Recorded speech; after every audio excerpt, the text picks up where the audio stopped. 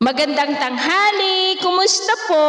Narito po ulit ang update natin para sa lagay ng ating panahon ngayong tanghali po ng October 26, 2024 na kung saan sa ngayon po ay dalawang bagyo ang nakapagitan ngayon dito sa ating bansa, ang bagyong si Trami o dating bagyong si Christine at ang bagyong Kongray na tatawagin yan sa local name na bagyong Leon pagpasok po dito sa ating area of responsibility. Ang bagyong si Christine ay nagbabanta na po na tatama sa kalupaan ng Vietnam hanggang bukas at unti-unti na po yan nahihina.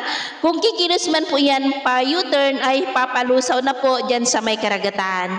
Habang ang bagyong si Leon naman ay papasok na po yan dito sa ating area of responsibility mamayang gabi o kaya ay bukas ng madaling araw habang patuloy po ang paglakas niyan na posibleng aabot po hanggang sa typhoon category.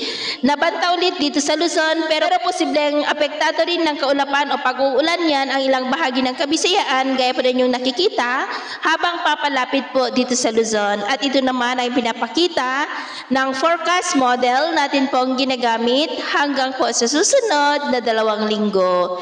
At sa lagay ng ating panahon ngayong tanghali ay generally fair weather naman sa malaking bahagi ng ating bansa lalo na dito sa Northern Luzon at Mindanao.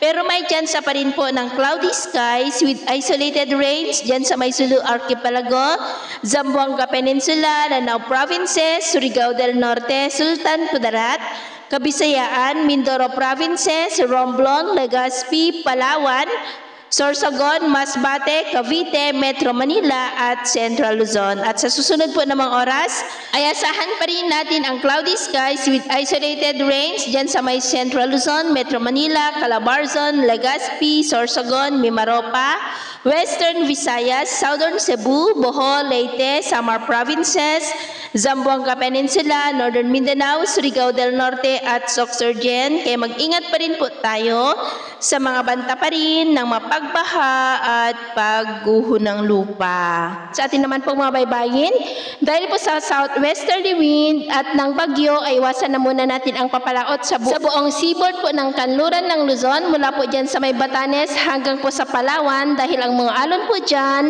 ay posibleng aabot hanggang po sa 3 to 6 meters height. Kaya hanggat maaari ay iwasan na po muna natin ang papalaot dyan sa mga may kulay pula para po mas makaiwas sa mga sakunang pangkaragatan. So yun po ang latest update natin sa araw na ito. At ako po muli si James na nagsasabing sa kahit anong pagsubok po na darating sa ating buhay, huwag na huwag po tayong mawawalan ng pag-asa. Thank you and God bless!